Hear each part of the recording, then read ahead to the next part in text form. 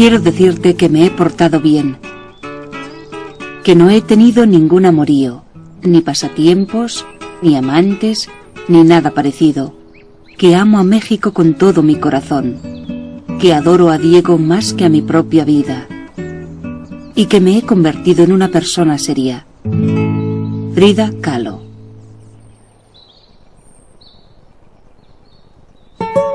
La extraordinaria belleza de la verdad.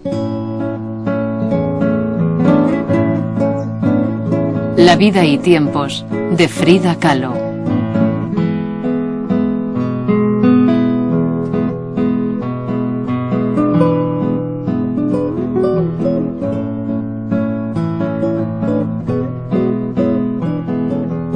Frida Kahlo era una mujer mexicana que transformó su vida pintándose a sí misma.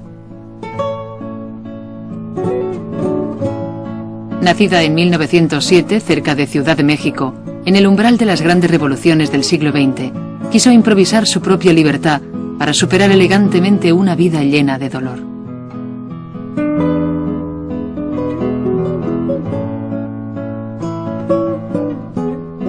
Inválida desde los 19 años a causa de un terrible accidente que le dejó graves secuelas, empezó a pintar durante su larga convalecencia y pasó el resto de su existencia plasmando sus experiencias en unas de las imágenes más luminosas y sorprendentes de la época.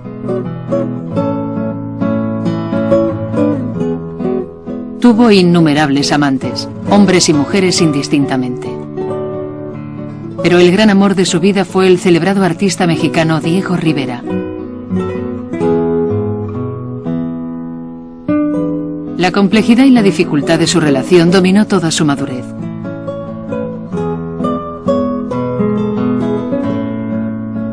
Ella misma se convirtió en una leyenda, haciendo de su vida una obra de arte y conviviendo con un visionario, uno de los artistas más famosos de su tiempo.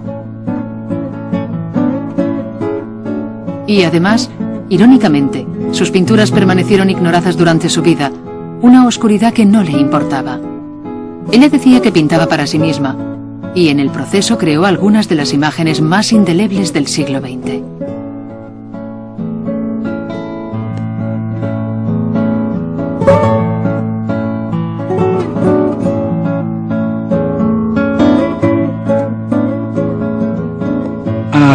Yo estaba en el Palacio de Bellas Artes de México y la ópera que se interpretaba aquella noche era Parsifal de Wagner. Estaba sonando la obertura cuando de repente un ruido invadió el teatro y silenció la orquesta.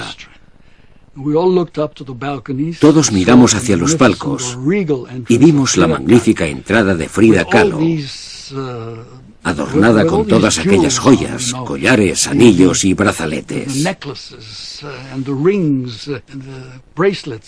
Tintineaban como si todas las campanas de la catedral se hubieran puesto a repicar a la vez, para minimizar la debilidad de su cuerpo.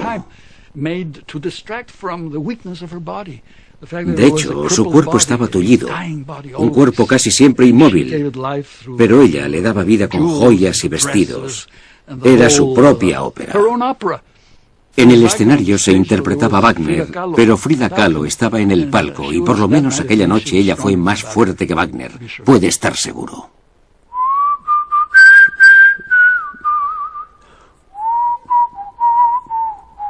Estoy empezando a pintar, no porque me considere un artista o algo así, sino simplemente porque no tengo nada más que hacer. Y porque trabajando me olvido un poco de todos los problemas que tengo. Estoy haciendo óleos en pequeños platos de aluminio y a veces voy a la escuela de manualidades, donde he hecho 2 litografías que son un auténtico desastre.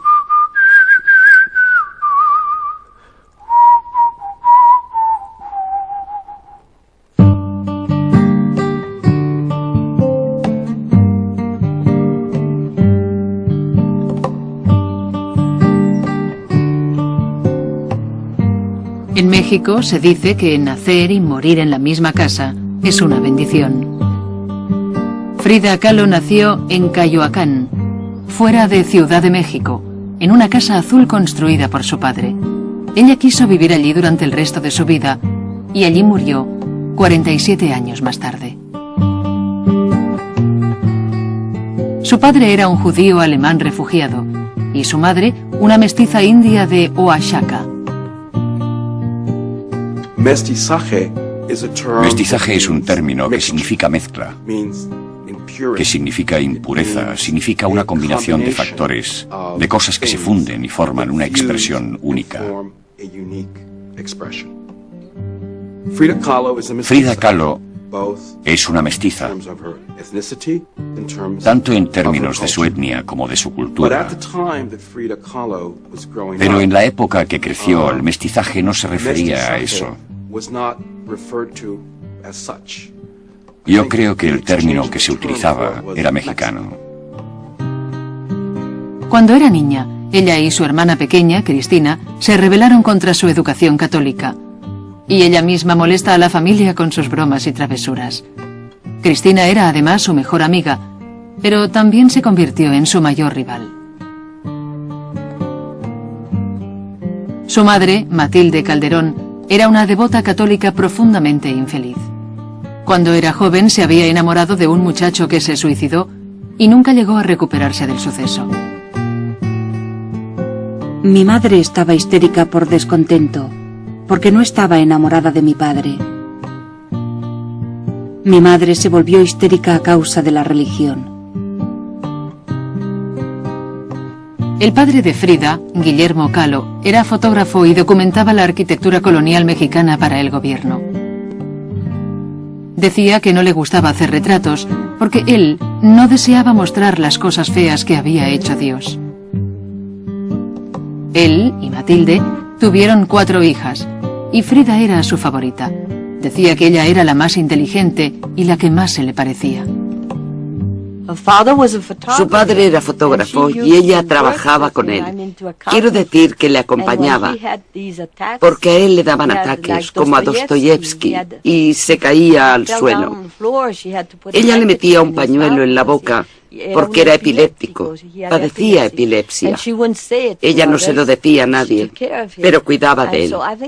Yo creo que se daba cuenta de lo peligrosa y corta que es la vida, y de lo que hacemos con nuestra vida, nuestro destino, y cómo la vivimos, y el poco tiempo que vivimos. Cuando Frida tenía 6 años, sufrió un terrible dolor en su pierna izquierda, que fue diagnosticado como polio. Pasó 9 meses encerrada en casa y se le deformó el pie. Su padre le enseñó pacientemente cómo superar la pena y la soledad, de una forma que era considerada poco digna en el comportamiento de una dama. Con su coraje, nadaba, boxeaba y peleaba. Cuando era una jovencita quería ser un chico, se vestía como un chico. Era algo que... Era una persona que resultaba muy original, muy heroica, especialmente para México, porque para una tradicional familia mexicana, tener una hija que se vestía como un chico, que se ponía trajes, chalecos, que se ponía corbata como ella hacía, era bastante traumático, especialmente para su madre tan conservadora. Estoy segura de que le molestaba bastante. Yo creo que corría muchos riesgos. Su vida fue un enorme riesgo, pero ella deseaba vivir de esa forma.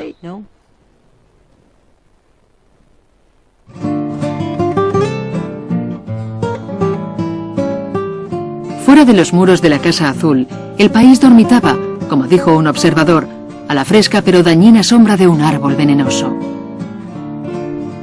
Durante 400 años, México había sido conquistado, dominado, invadido y sangrado con una guerra civil.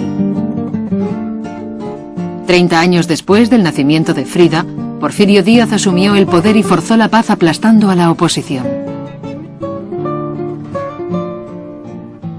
Durante el porfiriato, como se llamó a esa época, la clase alta se hizo muy rica, mientras la gran mayoría de los mexicanos vivían al borde de la hambruna. Durante el Porfiriato, el país fue como el país de Potemkin. Tenía una hermosa fachada, una elegante fachada, muy afrancesada. Paseabas por el Paseo Montejo, en Mérida, como hacíamos siempre, y veías todas aquellas mansiones francesas a lo largo del bulevar, con sus tejados inclinados, esperando que cayera la nieve en Mérida. Bien, no caía, nunca caía y nunca lo hará. Así que todo era fachada. El ejército vestía al estilo del ejército prusiano. Los cascos, la forma de marchar, los uniformes, la aristocracia de Porfirio Díaz era blanca. No tenía nada que ver con el país.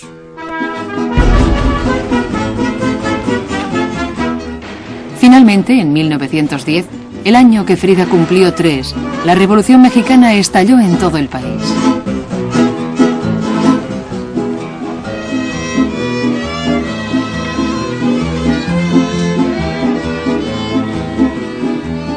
Al cabo de unos meses, Díaz fue enviado al exilio, pero la lucha continuó durante 10 largos años entre ejércitos rabiosos y centurias de opresión. En las pequeñas ciudades, como Coyoacán, grupos de soldados raptaban a las mujeres, quemaban las casas y se mataban unos a otros, nunca seguros de quién era el enemigo. Ante esa situación, Frida y Cristina se vieron obligadas a ocultarse en su casa, en un baúl de castaño, mientras Matilde preparaba la comida para saciar a los hombres hambrientos. La revolución fue lo más impresionante en la infancia de Frida. Las balas pasaban cerca. Todavía puedo oír su extraordinario sonido. Mi madre abría los balcones que daban a la calle Allende para que los zapatistas subieran y se refugiaran en nuestro salón. Les curaba las heridas y les daba gorditas de maíz, el único alimento que se encontraba entonces en Coyoacán. A pesar de la destrucción y el derramamiento de sangre, los mexicanos creían en su revolución con casi pasión mística. Sus generales se convirtieron en héroes del México moderno y la guerra en una noble causa que justificaba su terrible costo. Después de una década de lucha y 1 millón de hombres muertos, la dolorosa historia de México fue reescrita y el futuro se liberó del pasado. La principal característica de la Revolución Mexicana fue el levantamiento del pueblo. Iba a caballo o en tren, y toda la nación viajaba, se movía. Los jinetes de la caballería de Pancho Villa, del norte, los de Emiliano Zapata del sur. Su convergencia en Ciudad de México durante la infancia de Frida Kahlo fue una autorrevelación, una forma de comunión de los mexicanos. Y ella formó parte de eso y se convirtió en parte de la corriente principal, resultado de la revolución, que fue un reconocimiento nacional. Surgió un gran movimiento creativo de la Revolución Mexicana en pinturas, en películas, en literatura, en filosofía, en todos los aspectos de la vida y el pensamiento. Y ella se encontró en medio de esa vorágine en la que estaba inmersa la nación y halló lo que buscaba.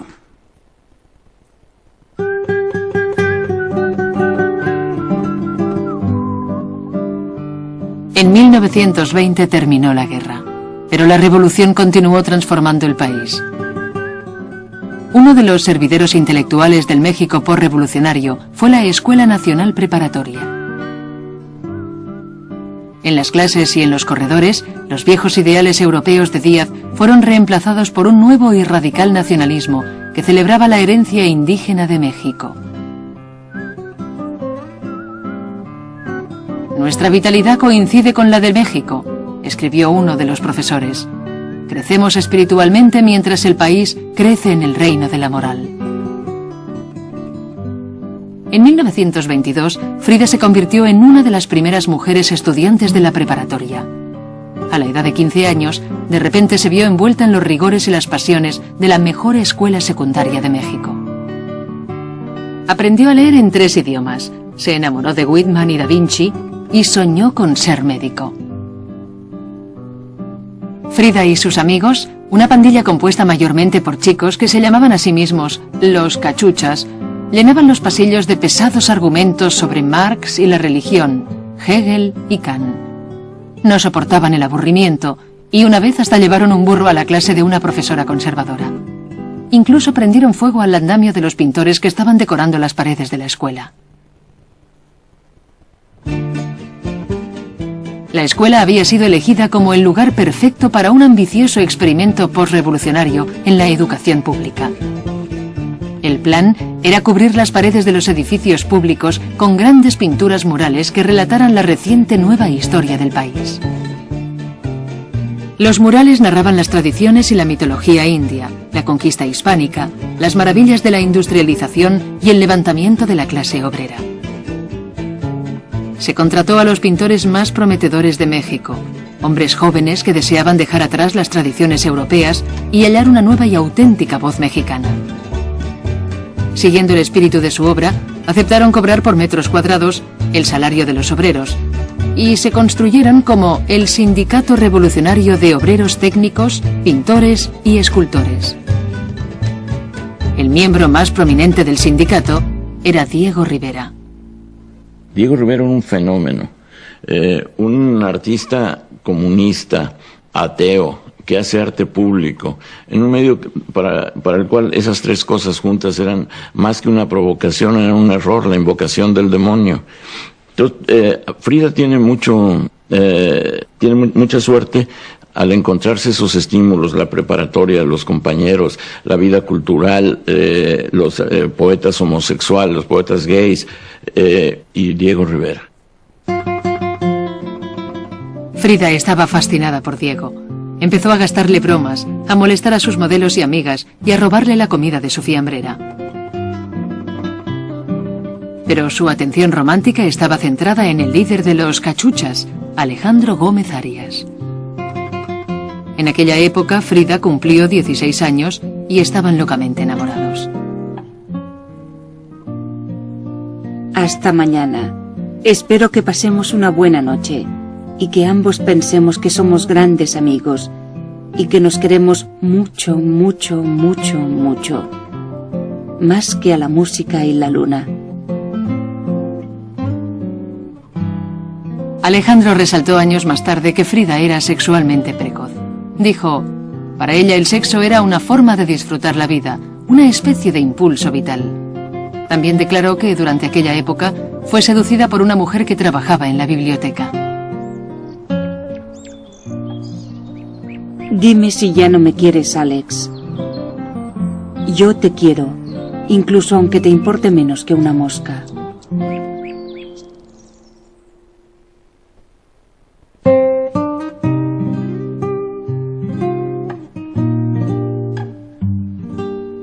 Un lluvioso día de 1925, mientras viajaba en autobús con Alejandro hacia Coyoacán, la vida de Frida, tal como ella la conocía, llegó de pronto a su fin.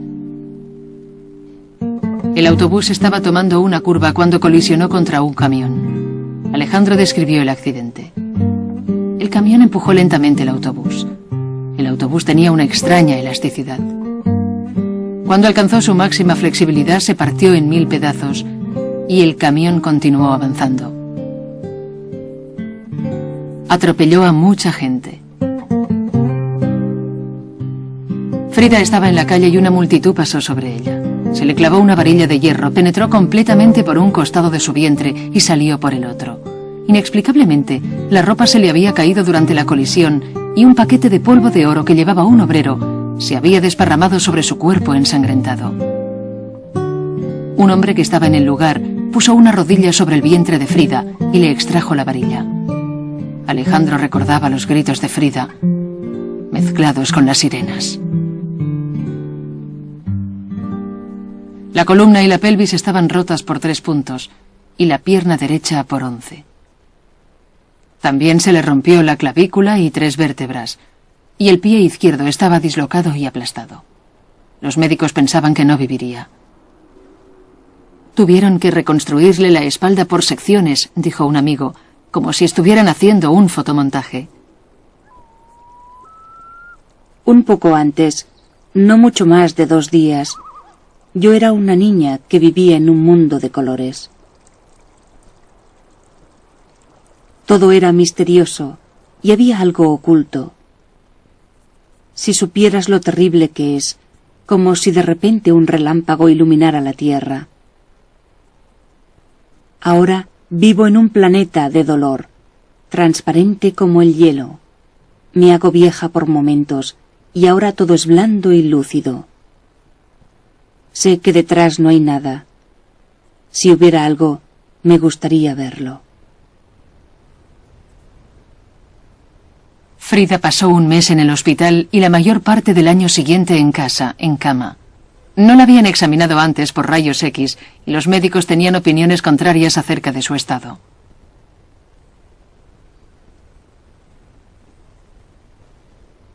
Todavía no estoy bien. Ya no hablo de nada con nadie. Y además de la propia enfermedad, eso me duele mucho. No puedes imaginar la desesperanza que sientes en este estado.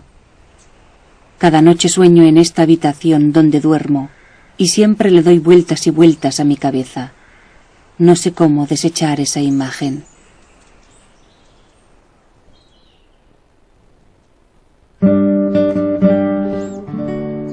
Cuando era niña, Frida había aprendido a superar la enfermedad esforzándose físicamente. Ahora, obligada a permanecer inmóvil, necesitaba una nueva forma de actividad. Sin prestar demasiada atención, empecé a pintar. Mi obsesión era empezar de nuevo, pintar las cosas que veía con mis propios ojos y nada más. Como el accidente había cambiado mi camino, muchas cosas me privaban de cumplir los deseos que cualquiera consideraría normales. Y para mí, nada me parecía más normal que pintar lo que no podía conseguir.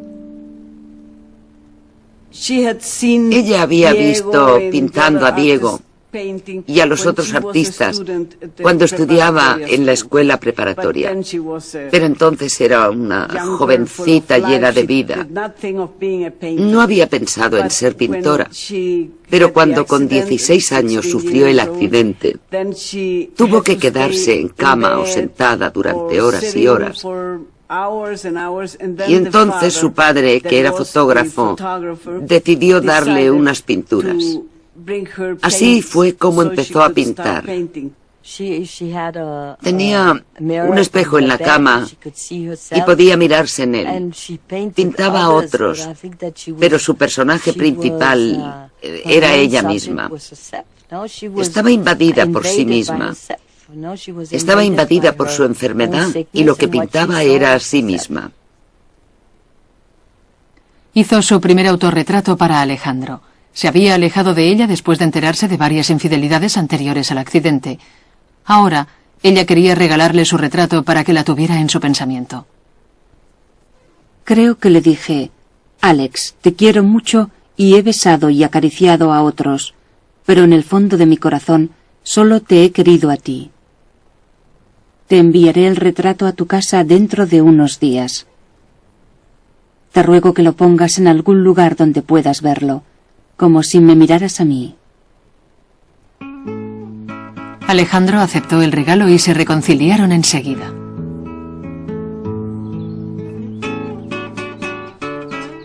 ...9 de septiembre de 1927... Coyoacán. Exactamente el mismo. Todo igual. El día 17 se cumplirán 2 años de nuestra tragedia.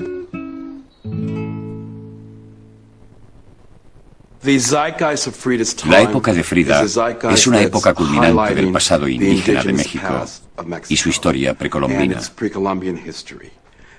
Esa historia ha sido enseñada como un mito y no como historia con H mayúscula o como una historia real. La historia que se enseñaba era desde un punto de vista europeo. Cuando una figura como Frida Kahlo asiste a la universidad y empieza a estudiar en un contexto donde se hace una revisión de la historia, donde la historia se cuenta de una forma nueva, presentando el mito por un lado y la historia por otro, parece falso. Por eso Frida los acepta a ambos. Por un lado explica el todo del universo, en el que ella vive de una forma destrozada y fragmentada. Debe unir ese universo para darse a sí misma un contexto que lo conecte. Es la única forma en la que puede relacionar su cuerpo fracturado y fragmentado con la persona.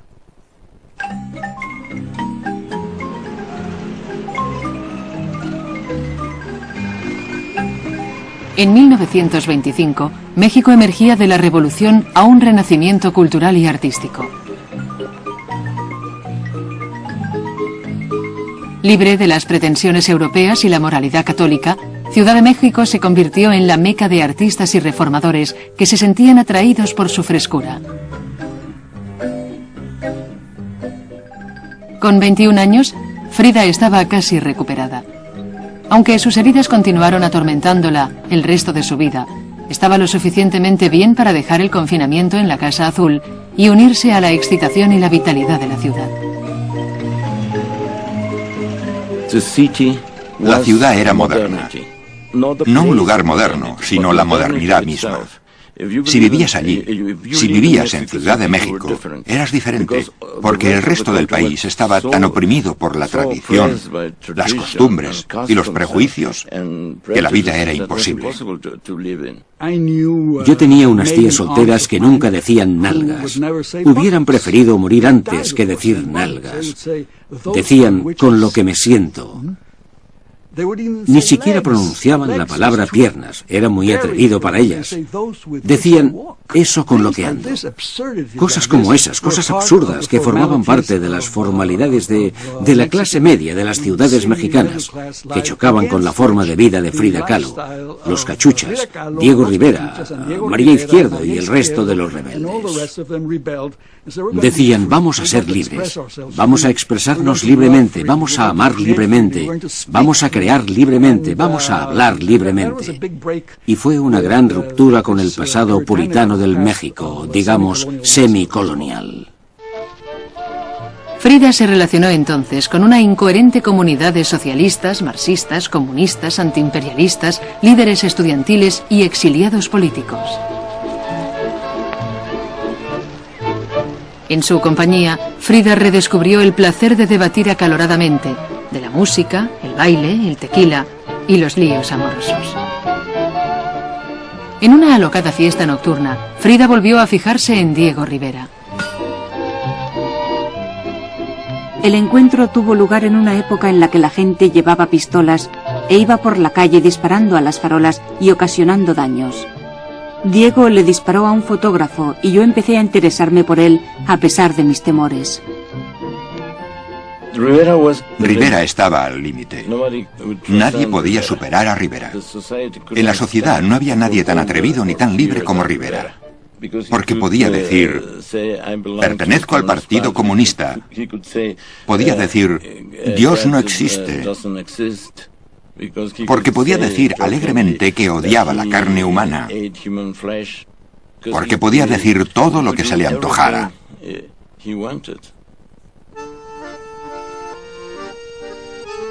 Diego pasó los años de la Revolución en París estudiando cubismo.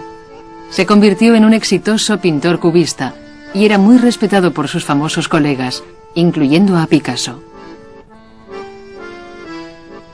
Cuando en 1921 regresó a México, la revolución había terminado y el proyecto del mural se había abandonado. Restableció sus relaciones uniéndose al Partido Comunista Mexicano y rápidamente se convirtió en el más prominente pintor de murales. Trabajaba incansablemente. Su gran figura podía verse día y noche en los andamios de toda la ciudad. Dejó atrás sus personajes europeos y empezó a explorar las imágenes mexicanas, sus colores y temas, iniciando lo que se llamó la Escuela Mexicana.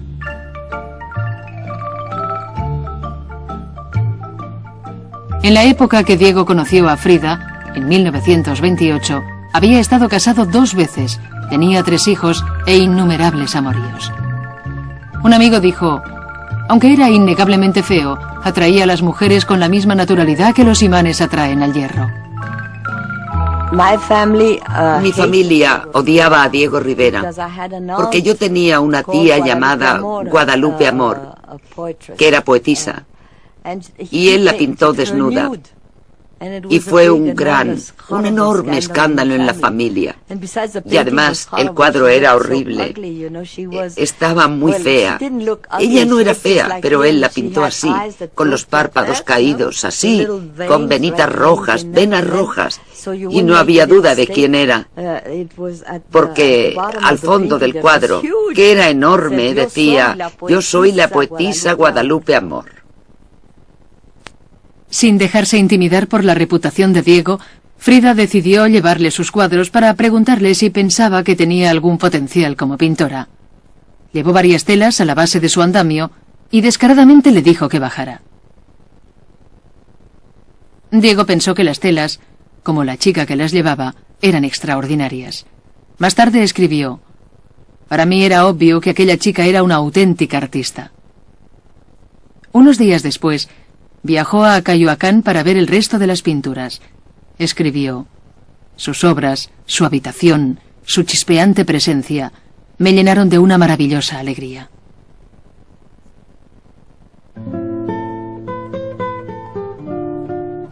Frida y Diego eran una pareja inverosímil.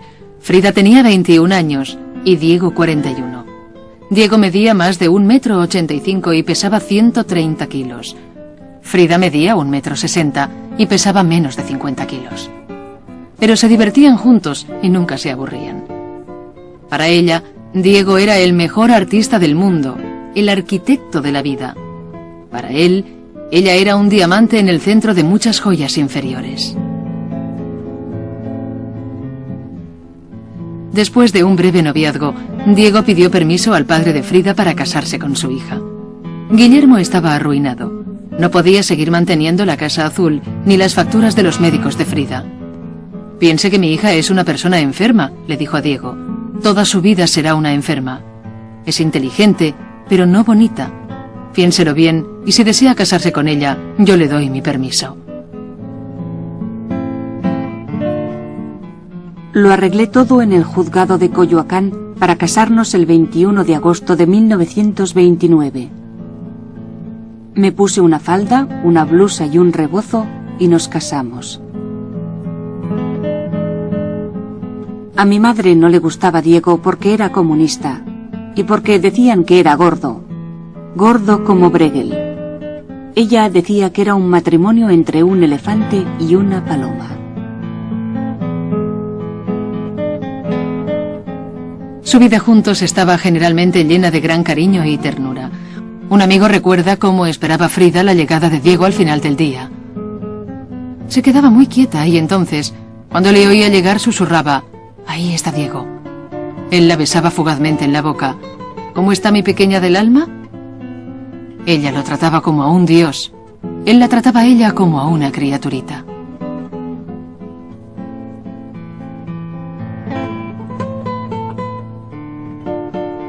Pero la fidelidad era imposible para él.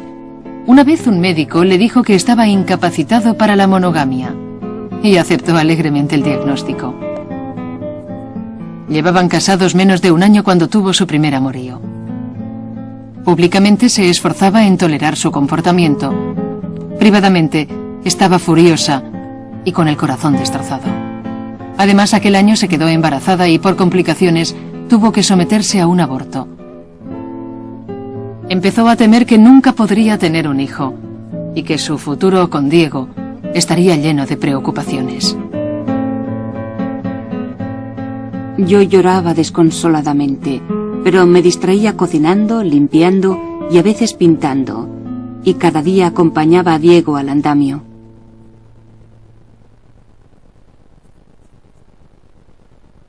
Durante ese periodo, Frida pintaba como ella decía para pasar el tiempo. No ambicionaba convertirse en una artista ni pintar al estilo de su marido.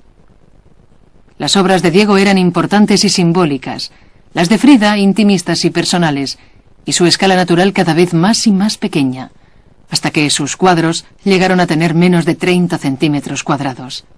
No le interesaban las visiones épicas de la historia mexicana. En vez de eso, sus obras reflejaban las impresiones de su infancia, el arte folclórico mexicano y los pequeños exvotos que colgaban en las iglesias católicas y contaban la historia de personas que se habían salvado milagrosamente.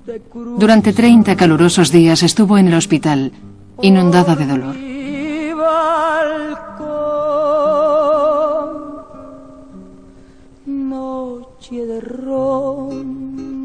Finalmente pidió lápiz y papel y descubrió que podía dibujar su angustia y la pintó.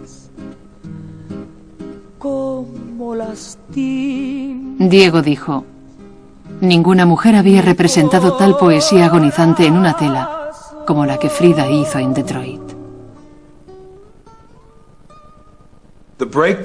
El cambio se produce en Detroit. En Detroit, por primera vez, Frida Kahlo decide conscientemente que pintará sobre sí misma y que pintará los aspectos más íntimos y dolorosos de sí misma. Y no solo eso, sino que además utilizará un género que es popular, que es mexicano y que es religioso para transmitirlo mejor. Y ese umbral le abre nuevas posibilidades y adquiere el estilo que definirá su obra hasta el fin de su vida. Es decir, que se convierte en una artista que es capaz de innovar la tradición, hacerla nueva y utilizar varios géneros y formatos íntimos para contar su historia y revelarse a sí misma. Y para revelarse a sí misma y contar su historia como único remedio y alternativa, tiene que vivir plenamente la vida a pesar de sus condiciones físicas. Frida halla una forma de pintar el dolor, de mostrar su dolor a través de su pintura, de ver, de permitirnos ver el dolor. Y haciéndolo refleja el dolor del mundo, de aquellos que no pueden hablar de su dolor. Creo que es un aspecto muy importante de su vida y su obra. Plasma a todos los marginados, a los sin palabras del mundo, de este brillante mundo en el que vivimos y en el que vemos a la gente elegante que va a los estrenos de cine y a recoger premios, a esa mujer que está rota por dentro, que está tan enferma, que no tiene un físico bello, que no tiene una belleza exterior que mostrar, pero cuyo interior es bello. Ella halla esa hermosura y la exterioriza. Ese es su viaje, el viaje artístico y psicológico de Frida Kahlo a través del dolor. Frida y Diego pasaron casi 4 años en Estados Unidos. Ella sentía una gran nostalgia y empezó a llenar las paredes de las habitaciones de los hoteles con carteles de arte folclórico mexicano y recortes de periódico. Finalmente le dijo a su esposo que era hora de regresar a casa. Diego no quería marcharse. Disfrutaba de su fama en Estados Unidos y creía, como dijo, que la revolución mundial tendría lugar en un país industrializado. Le dijo a ella que debía sacrificar sus deseos por la causa. Frida pensó que estaba chiflado. Discutieron duramente de lo que había que hacer. Pero Diego se había quedado sin dinero y al final ganó Frida. Un grupo de amigos les pagó los pasajes en un vapor y embarcaron hacia México.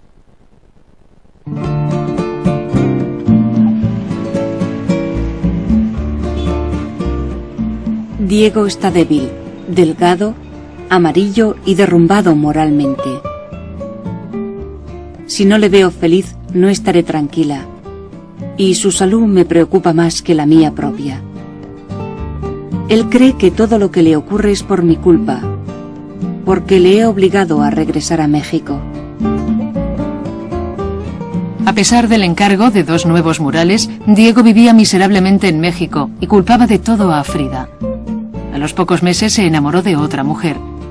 En épocas pasadas, Frida se protegía a sí misma del dolor que le producían las infidelidades, creyendo que aquellas mujeres eran indignas de ella y de Diego. Esta vez fue imposible. Diego tenía una relación amorosa con su hermana Cristina. Nunca había sufrido tanto y no creía que pudiera sentir tanto dolor. Ella era la hermana que yo más quería, y tú sabes lo que Diego significaba para mí en todos los sentidos. Él vivía una vida plena sin el estúpido vacío de la mía, pero nunca pensé que lo fuera todo para mí, y que para él yo solo he sido poco más que un trasto.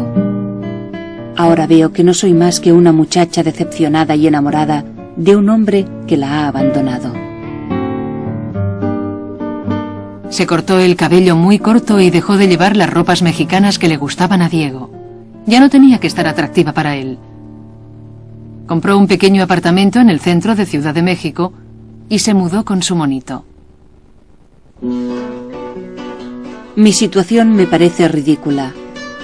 He desperdiciado mis mejores años siendo mantenida por un hombre sin hacer nada, pero creo que lo hice para ayudarle y en su propio beneficio.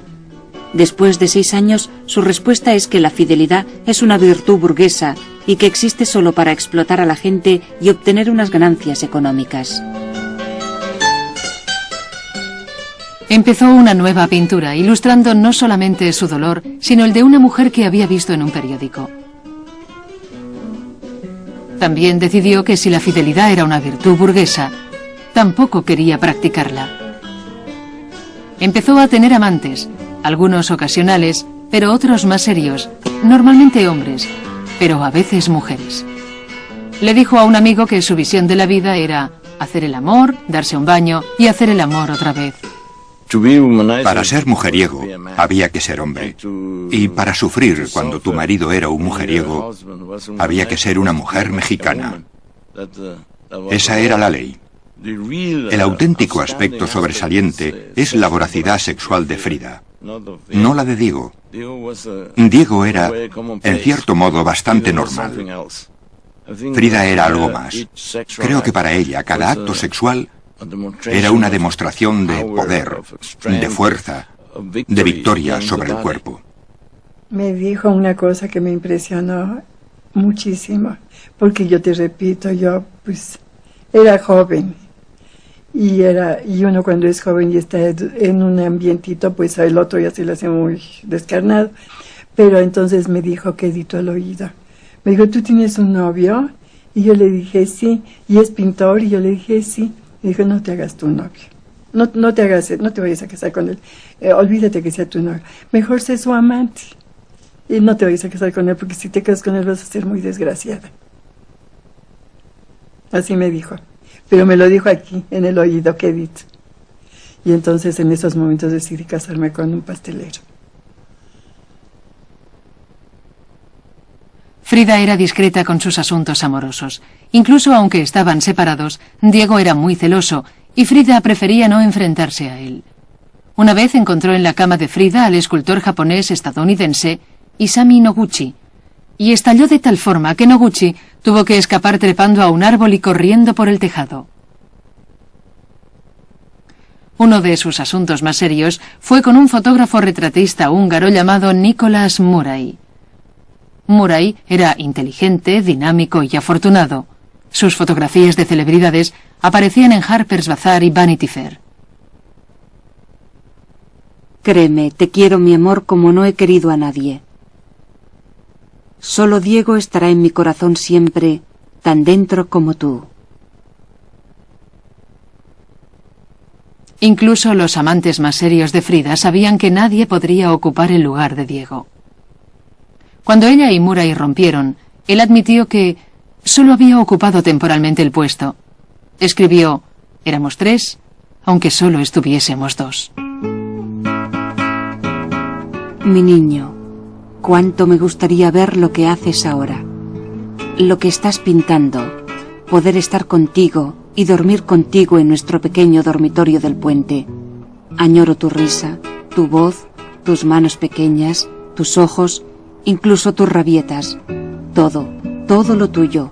Tú eres mi vida, y nada ni nadie puede sustituirte. Para Frida, Diego lo es todo. Y no estamos hablando de un problema de amor desesperado, porque los amores desesperados de Frida fueron múltiples. Estamos hablando de una fijación con alguien a través del cual descubre el arte, a través del cual descubre la notoriedad, a través del cual descubre los viajes y el conocimiento de personas muy importantes, y a través del cual descubre la política y la vida mexicana como un paisaje. En todo esto, Diego Rivera tiene la importancia de ser el símbolo de la creación, un todo genésico, una naturaleza abultada, a momentos deforme, a momentos caricatural, pero siempre siempre viva y siempre la tierra firme.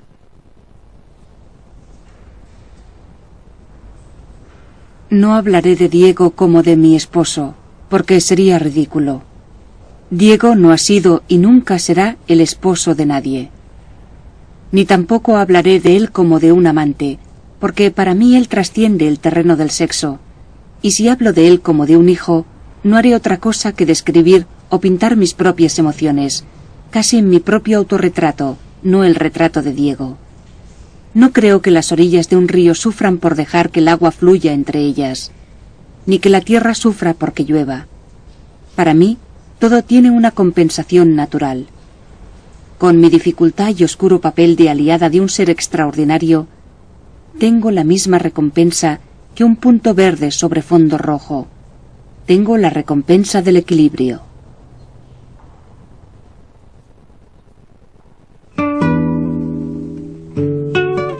Casi después de un año de vivir separados, Frida decide que quizás podría vivir con Diego, a su manera, en un matrimonio con mutua independencia. Volvió a la casa que Diego había construido en San Ángel, un pueblo a las afueras de Ciudad de México, cerca de Coyoacán. Era un diseño moderno con 2 edificios, uno grande y rosa para él, y uno pequeño y azul para ella, conectados por un puente en la planta de arriba, que Frida podía cerrar desde su lado. Sus vidas transcurrieron durante un tiempo rutinariamente. Frida se reconcilió con su hermana y pasaba mucho tiempo con su sobrina y su sobrino. Aunque el dolor de la columna y el pie era a veces insoportable, paseaba por el campo con los amigos, iba al cine y salía a bailar. Íbamos a bailar muy a menudo, escribió Noguchi. Era su pasión. Le gustaba hacer todo aquello que no podía. Llevo otra vez mi loco vestido mexicano. Me ha crecido el cabello y estoy más delgada que nunca. Mi carácter no ha cambiado. Soy tan perezosa como siempre, sin entusiasmo por nada. Bastante estúpida y muy sentimental. A veces pienso que es porque estoy enferma, pero sé que solo es un buen pretexto. Era escandalosa en un sentido de radicalidad de la conducta de una enferma. De una enferma, de una inválida, no se espera esa explosión de vitalidad. Ese era el mayor escándalo de Frida. No lo que dijera o con quienes se acostaba, sino que era una enferma que no se resignaba a que la cubrieran con el velo de la piedad ajena.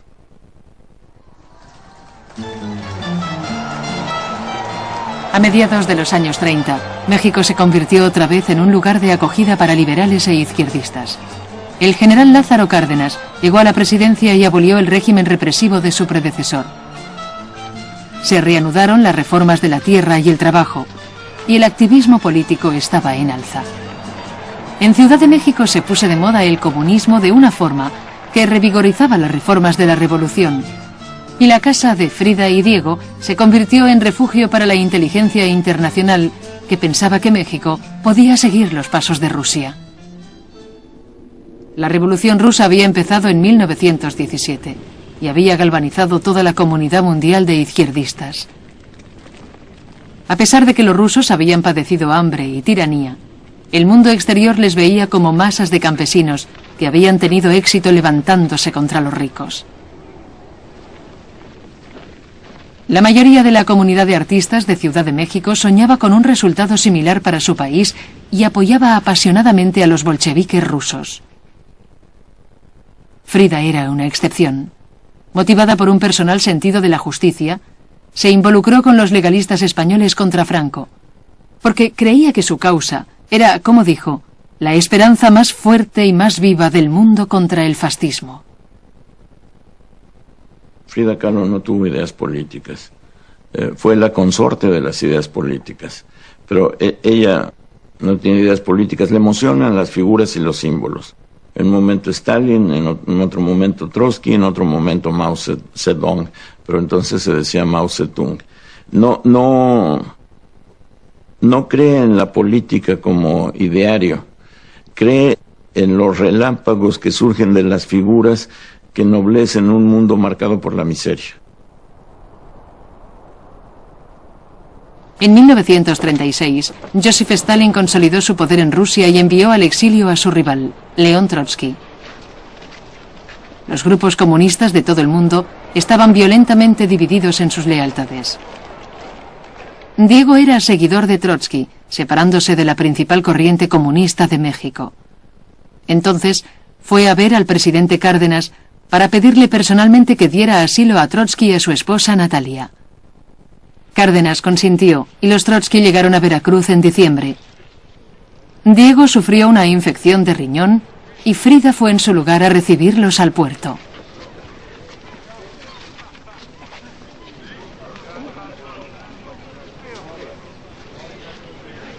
Llevó a los Trotsky a la Casa Azul de Coyoacán, donde vivieron, sin pagar renta, vigilados las 24 horas del día durante los siguientes 2 años.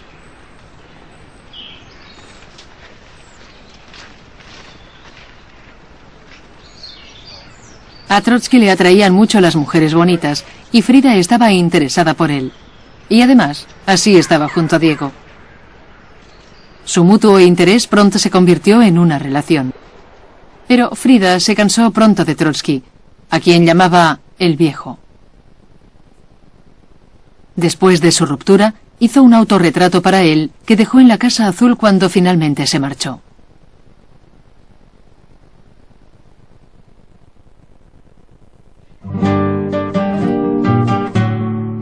He pasado mi vida hasta ahora amando a Diego y siendo una inútil respecto al trabajo, pero ahora continúo queriendo a Diego y lo que es más, he empezado a pintar monos, en serio.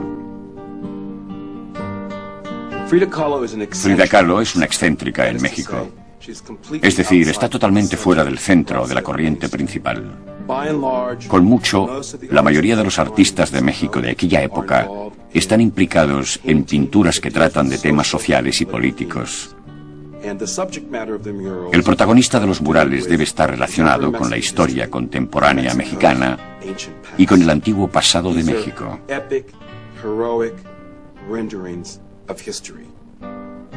Son pasajes épicos y heroicos de la historia. Y aparece un artista como Frida Kahlo que se pinta a sí misma en un mundo íntimo, a la más pequeña escala imaginable.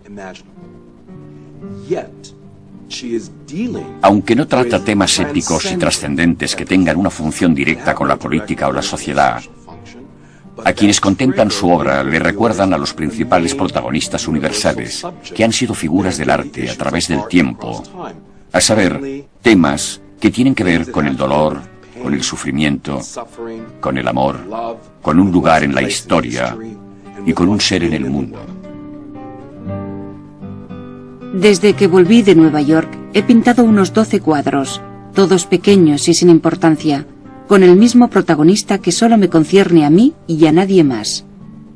4 o 5 personas me han dicho que son estupendos, y el resto piensa que estoy loca.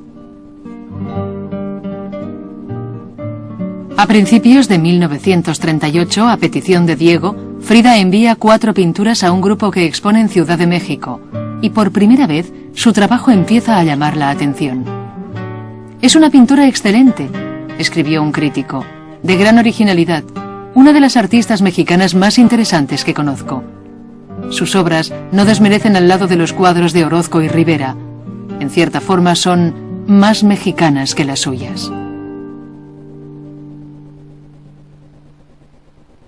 En primavera, André Breton llega a México. Conocido en Francia como el Papa del Surrealismo, Breton era la figura central del movimiento de vanguardia más avanzado de la época. Él y sus colegas, Salvador Dalí, René Magritte y otros, exploraban las nuevas teorías del subconsciente de Sigmund Freud. Fue a México para visitar a Trotsky y para ver lo que llamaba el lugar surrealista por excelencia. No quedó decepcionado. En México encontró realidad para ser surrealista, y las obras de Frida Kahlo, que eran un chorro espontáneo de puro surrealismo.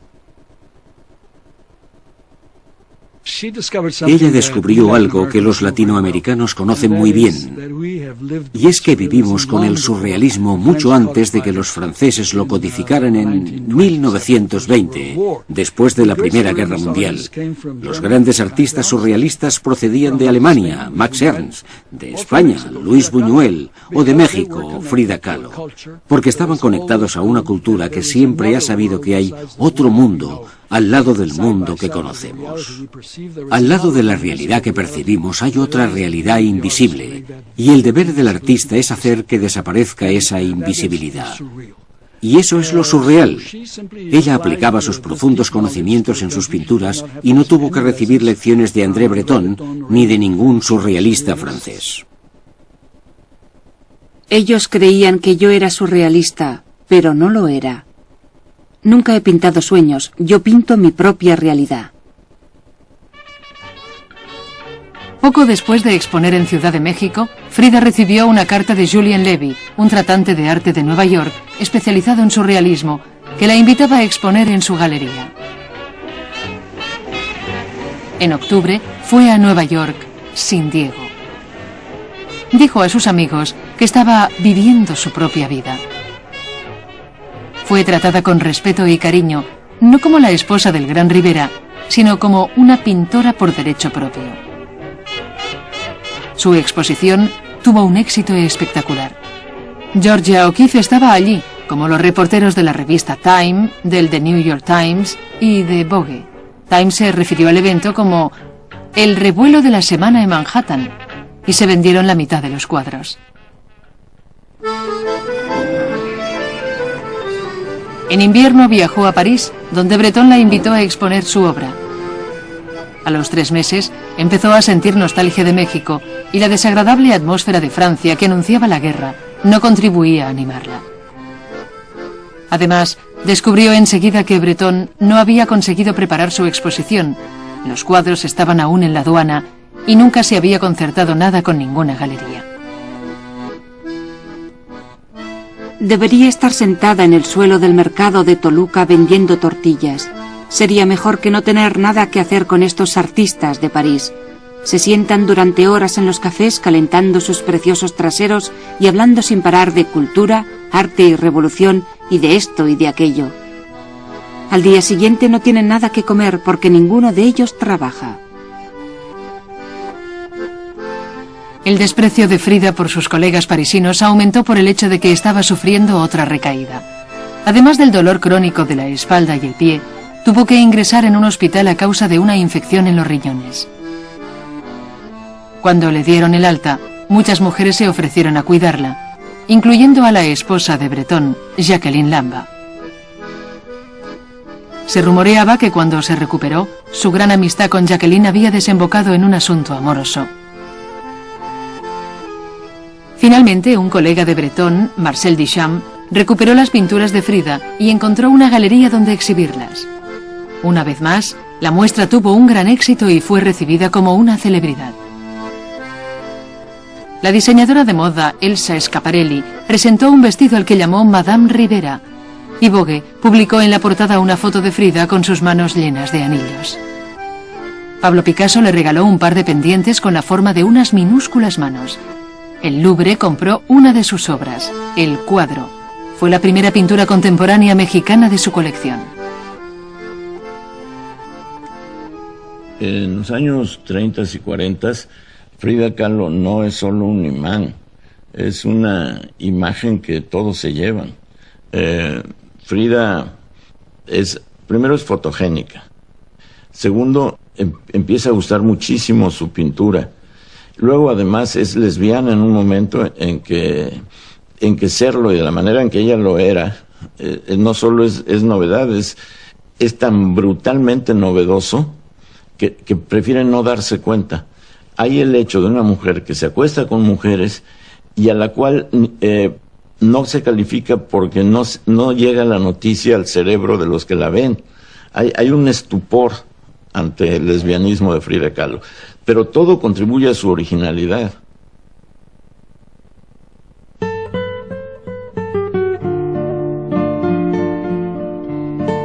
Frida regresó a México en abril de 1939. Con 32 años, era la celebridad de la vanguardia del mundo del arte y una mujer realizada que había viajado de Nueva York a París sin su esposo.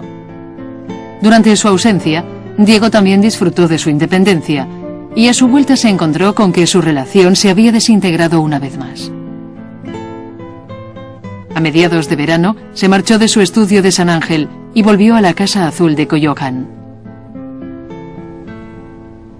Mi situación con Diego ha ido de mal en peor, hasta que ha llegado a su fin. Hace 2 semanas solicitamos el divorcio. Quiero a Diego. Pero debes entender que todos estos problemas no terminarán nunca. Ahora me siento tan mal y tan sola que me parece que nadie en el mundo sufre como yo. De nuevo se cortó el cabello y abandonó sus vestidos mexicanos. Empezó a beber más de 1 botella de brandy al día. También empezó a pintar Las 2 Fridas, un retrato a gran escala, como decía ella, que mostraba el amor de Frida por Diego. Y no fue el único que hizo. Como durante su primera separación, vivieron alejados casi 1 año. Diego tenía una ayudante joven y atractiva y se rumoreaba que quería casarse con ella. Cuando salió de México en su compañía para pintar un mural en San Francisco, la salud de Frida se deterioró rápidamente. He estado 3 meses en la cama con un corsé y un desagradable aparato en la barbilla que me ha hecho sufrir un infierno. Todos los médicos de México opinan que tienen que operarme de la columna. Estoy tan asustada que estoy segura de que voy a morir. En 3 meses he perdido 6 kilos y me siento muy débil. En San Francisco, Diego estaba profundamente preocupado por la noticia de la enfermedad de Frida. También retiró la solicitud de divorcio. Dijo: la separación ha tenido un mal efecto en ambos. De hecho, quería volver a casarse con ella, y Frida fue a San Francisco para visitar a un especialista y considerar la proposición de Diego. En el hospital, Frida mejoraba con los cuidados del médico y el renovado cariño de Diego. Pero lo dejó esperando una respuesta e inició una relación con un joven refugiado judío-alemán llamado Heinz Berggren, que trabajaba para Diego. Antes de cruzar la puerta del hospital, dio vueltas a mi alrededor. Era un hombretón, y yo que soy tan bajo y él tan grande, y dijo: «Vas a conocer a mi esposa». Y me miró: «Vas a enamorarte de ella». Así de sencillo. Y ocurrió lo que dijo. No ocurrió porque quisiera complacerle. Ocurrió porque fue maravilloso conocer a Frida. Frida y Heinz viajaron a Nueva York y pasaron un mes juntos en la ciudad. Estaba mejor de salud y la relación amorosa era una agradable distracción mientras ordenaba sus pensamientos. Pero entonces, supongo que después de algún tiempo, fue una... Podía sentirlo. Creo que lo sentí. En ella surgió la necesidad de regresar con Diego. Y llegó un momento en el que me dijo: tengo que volver con él. Tengo que reunirme otra vez con Diego. El día que Diego cumplió 54 años, volvieron a casarse, en una breve ceremonia civil celebrada en San Francisco. 2 meses más tarde, Diego finalizó los murales y regresaron a México.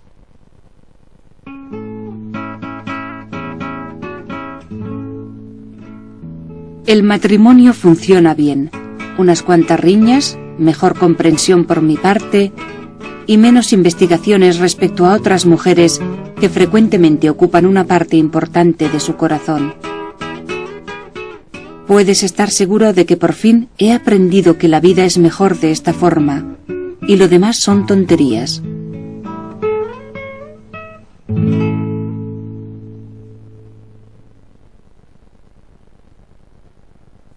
En 1943, Frida fue invitada a impartir clases en la nueva Escuela Pública Experimental de Pintura y Escultura de Ciudad de México, llamada La Esmeralda. En aquella época, en las escuelas de arte, los alumnos se sentaban en las aulas y copiaban arte clásico. La Esmeralda rechazaba esos métodos tradicionales de enseñanza, pero las clases de Frida iban más lejos, ofreciendo a sus alumnos una forma totalmente nueva de ver el mundo. Estaba yo pintando en el jardín, estaba pintando ese magueyito precioso, estaba cantando cuando de repente comencé a sentir un calor intenso en mi espalda, como una presencia que no sabía exactamente quién era. Hasta que ya estando muy cerca me sorprende la voz de la maestra Frida y me dice: te está quedando muy bonito ese magueyito, pero no es completamente en tonos verdes. Fíjate que si tú lo ves, las partes de sombra son lilas, moradas, violetas y tonos cenizos. Si lo ves en la parte de luz, las espinas tienen plateados y los verdes del paso de la sombra a la luz es muy suave, muy delicado. Te está quedando muy padre las palabras de ella, pero bien observado te va a quedar mucho mejor. A Frida le resultaba demasiado difícil desplazarse a la ciudad y pidió a sus alumnos que fueran ellos a Coyoacán. La mayoría dejó de acudir enseguida, pero 4 de ellos continuaron yendo cada día y siguieron asistiendo a sus clases durante años. Les apodaban los Fridos. Azul desde fuera y azul por dentro, pero qué ambiente, cómo despertaba la imaginación a todos los que estábamos ahí. Estaban los changos, los loros, todas las hierbas crecían con absoluta libertad. Yo llegaba desde muy temprano, a las 8 de la mañana tocaba la puerta y luego la contestación eran todos los perros alemanes y techitos que tenía ahí, eran la contestación y ya nos abrían. Recuerdo que estaba en un momento en que tenía de visita a Jacqueline, una esposa de Andrés Breton, la tenía ahí de huésped. Bueno, sucedían cosas surrealistas, porque a ella le gustaba mucho pasearse desnuda por el jardín y a veces se te colocaba, tú estabas trabajando y estaba atrás de ti, y era muy impresionante cuando tú te encontrabas con ella. Todos sus alumnos se convirtieron en pintores y para todos ellos, Frida fue la influencia más importante de su vida laboral. A mí la pintura de Frida Kahlo me emociona, me gusta mucho, y hay un cuadro sobre todo que valoro como uno de los grandes cuadros, que es La Venadita. Ahí me parece que es San Juan de la Cruz y es la Biblia y es todos los símbolos que sin saberlo ella ya tenía. Me emociona ese cuadro, me emocionan muchos de ella. Es una buena pintora, desde el punto de vista técnico, no se le puede aplicar esa calificación. Desde el punto de vista de la imagen imborrable, sí. Y si la pintura no solo es logro técnico, sino producción de imágenes imborrables que te enriquecen tu idea del mundo a través de la impresión artística, Frida es una gran pintora.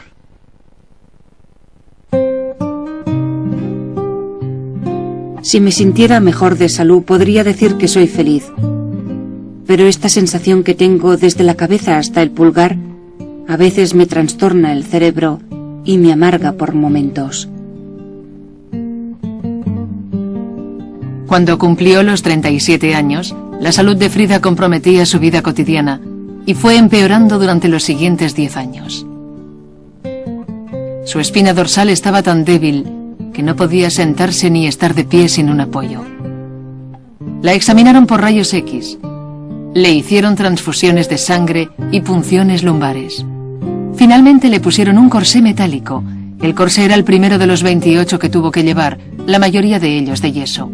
Ella los llamaba castigos. Pasó todo el año 1950 en el Hospital Inglés de Ciudad de México, sufriendo dolor de cabeza, fiebre, infecciones y gangrena en el pie. Empezó a tomar morfina para el dolor y se hizo adicta a los analgésicos, algo que nunca consiguió superar.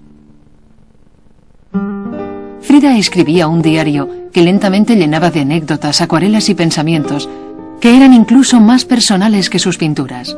Más que nada, el diario era un poema de amor a Diego.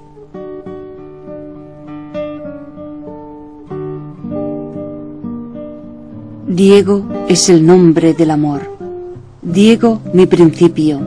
Diego, mi amigo. Diego, mi madre. Diego, mi padre. Diego, mi hijo. Diego, yo. Diego, el universo.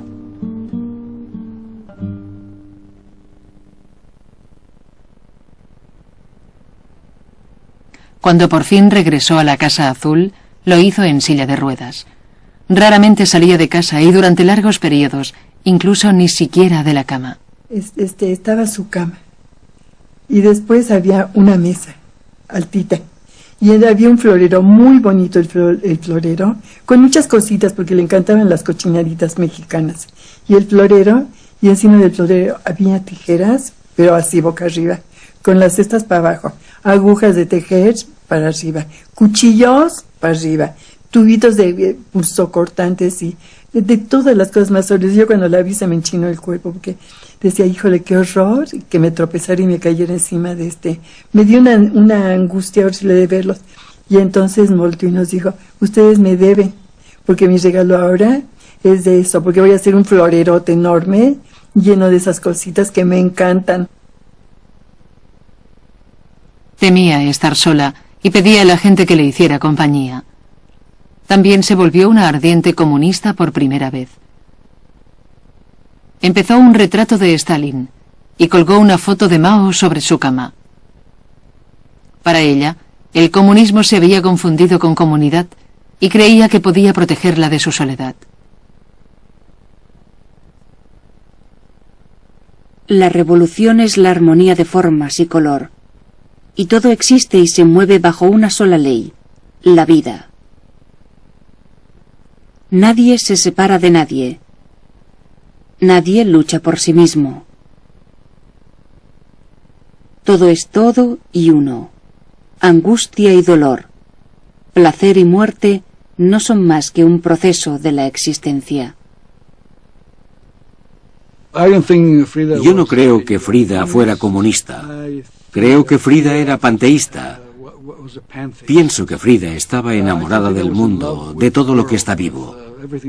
Su amor por los perros y las flores, los monos y todas las cosas que aparecen en sus pinturas. Hacía del mundo algo sagrado. Quiere hacer sagrado todo aquello que toca. Está enamorada del mundo como de un jardín. A pesar de mi larga enfermedad, me siento inmensamente feliz viviendo. En la primavera de 1953, la querida amiga de Frida, Lola Álvarez Bravo, que dirigía una galería de arte en Ciudad de México, decidió exponer la obra de Frida. A pesar de su fama en los círculos internacionales, nunca había expuesto en solitario en su país. Era evidente que la muerte de Frida estaba cercana y Bravo quería rendirle homenaje en vida. Ya empezaba a hacerse tarde, la pequeña galería estaba repleta de amistades y gentes que queríamos ver la obra de Frida. En los muros había muchos cuadros que yo no conocía. Pasaban el tiempo y no llegaba la maestra porque el doctor le había dicho que no podría, que no debía salir, que no debía separarse de su cama. Entonces tomaron la cama, creo, llegó en una ambulancia completa y estuvo presidiendo con enorme alegría su única exposición en México. Ella llegó así, como una trágica y hermosa figura. Pero llegó así e hizo una entrada que, en mi opinión, tuvo que ser muy importante para la gente que la vio. Como si vieras a alguien que ha resucitado. Yo creo que ella creía en la resurrección. Ella siempre volvía a la vida resurgiendo de sus propias cenizas. Amigos, alumnos, críticos y foráneos se arremolinaron toda la tarde alrededor de su cama. Fue una gran fiesta, con tequila, risas, guitarras y canciones. Un amigo dijo: la clase de evento que a ella le gustaba. Colorido, sorprendente, intensamente humano y un poco morboso. Bravo recibió llamadas desde París, Londres y de todo Estados Unidos, interesándose por la exposición. Un importante crítico resumió la experiencia. Es imposible separar la vida y la obra de esta singular persona. Sus pinturas son su autobiografía.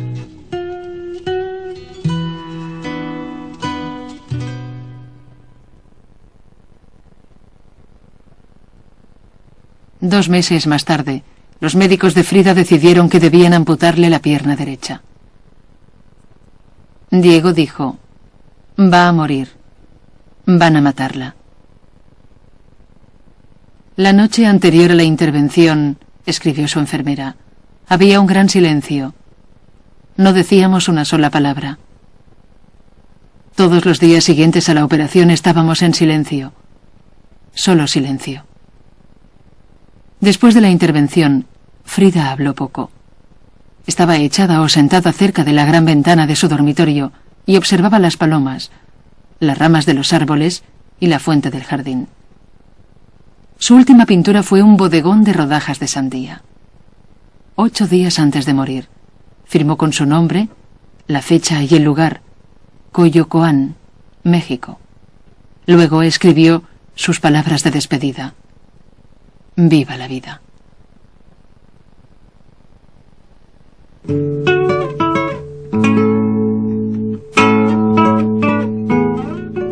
Espero que la partida sea feliz y espero no volver jamás.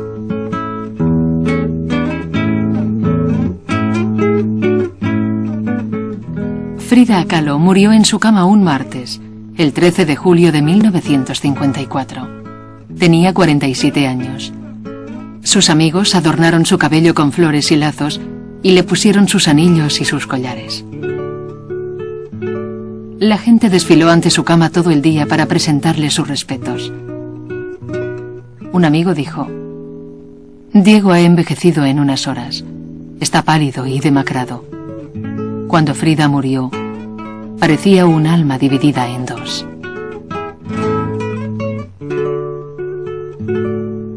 Entonces estaba Frida ya puesta en la plancha del horno crematorio. Fue entrando la plancha al horno crematorio y empezó a arder el cuerpo de Frida. Entonces, mientras estuvo incinerándose el cuerpo de Frida, nosotros continuamos cantando. Entonces sale el cuerpo de Frida Kahlo con unos colores primorosos, los huesos en colores violeta, ya casi las puras cenicitas, la pura forma, pero ya se iban a comenzar a deshacer de un momento a otro, pero el color todavía rojo del fuego, como unas brasas, mejor dicho, pero de color violetas, lilas, blancos, plateados, formidable.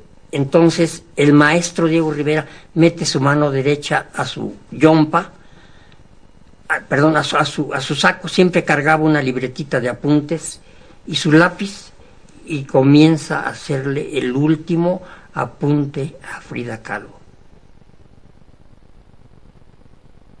Diego solo vivió 3 años después de la muerte de Frida.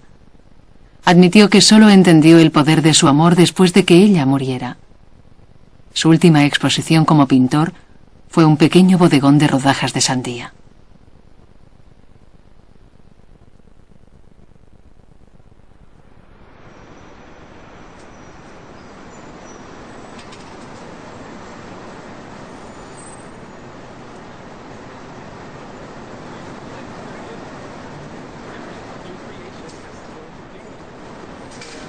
Lot 25, and $850,000 to start here. $900,000, $950,000. $1 million. On the telephone now at $1 million. At $1 million, $1,100,000. $1,200,000, Andy. At $1,200,000. $1,200,000. It's on the telephone, it's against you in the road, selling air. $1,200,000.